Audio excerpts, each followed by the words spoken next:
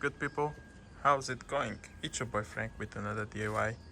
As you guys are seeing over there, we do have the engine out, the V10 TDI, and in this video I'll be showing you how we did remove it. I will not go in depth. There are some very cool videos that show how to remove engines on the V10 TDI, which I will post down here so you guys can take a look at that. During the process we had issues with the pallet jack, which I ended up managing to replace at this point later on, but we did manage to remove with the older pallet jack that we had. It was a very painful process.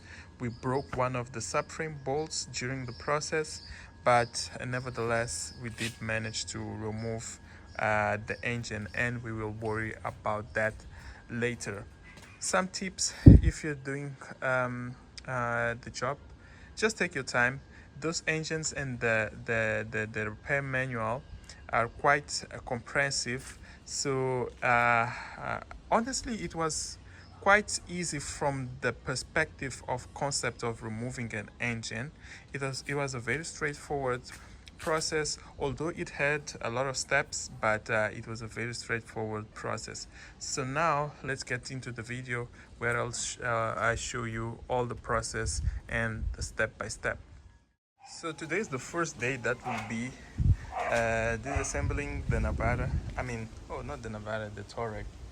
As you guys are seeing over there, we already removed the front wheels. It has some massive big brakes, as you guys are seeing over there.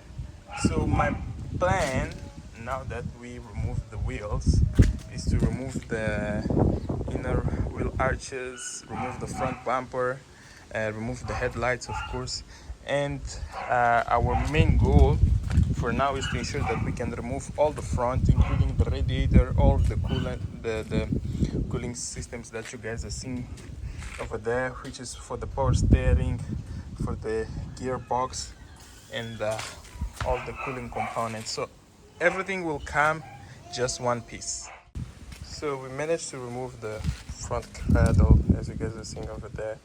Everything came out, the two intercoolers of the car. I just realized that I do have to buy a new plug. This one, the wiring is not as good as it should. So regarding to the car itself, as you guys are seeing right here, also managed to remove and disconnect the ECUs. This car has two ECUs. That's the slave, the master sits just right there, and some electrical connections that go over there, some ground wires. Right here on the suspension, had to remove the lower bolt from the strut and the upper control arm, disconnected the oil line right there. Did the same on the other side. Down there, had to disconnect the shaft. Unfortunately, had to cut the sway bar links because they were hard to come out, so I'll later see how I'm gonna do to have the new ones in, but for now that's it. What else should I highlight? There are some wires underneath the car also that had to be disconnected. Had to disconnect the both exhausts. So now I think I'm ready to insert the pallet jack and start to do the final disassemble, I mean. That engine is so big together with the gearbox that it wouldn't be fitting in a normal pallet. So generally the regular pallets are 17 by 17 centimeters, and we had to double that. So we had to build the custom pallet. So instead of using two of them, I just decided it would be easier for me to build one.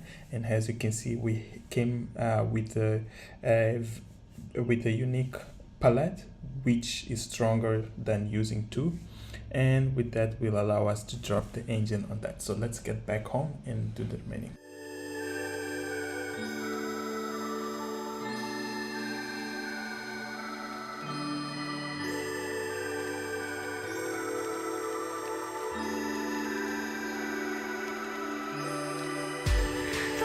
always told me to come back home, and I never knew how to fold my heart to tell it to return home. You left me, my eyes never dry. I never knew it was possible to cry this much over someone who didn't care at all.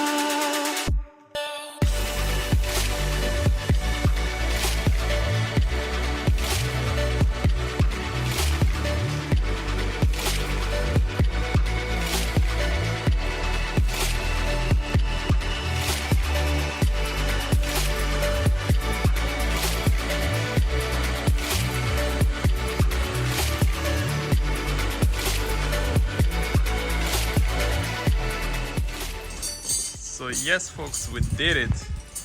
As you guys are seeing over there, the engine has been removed. Whew. This was an exercise that was an exercise. But yeah guys, we finally have the engine out, so this gives us enough room to be able to work right here on the back. As you guys are seeing over here, we have a massive oil leaks, which I believe that they are coming from the valley. There are oil leaks, and of course maybe by the vacuum pumps or tandem pumps seals. So yeah, at least with this, I'm happy that now the only thing that we need to do is to do the external work.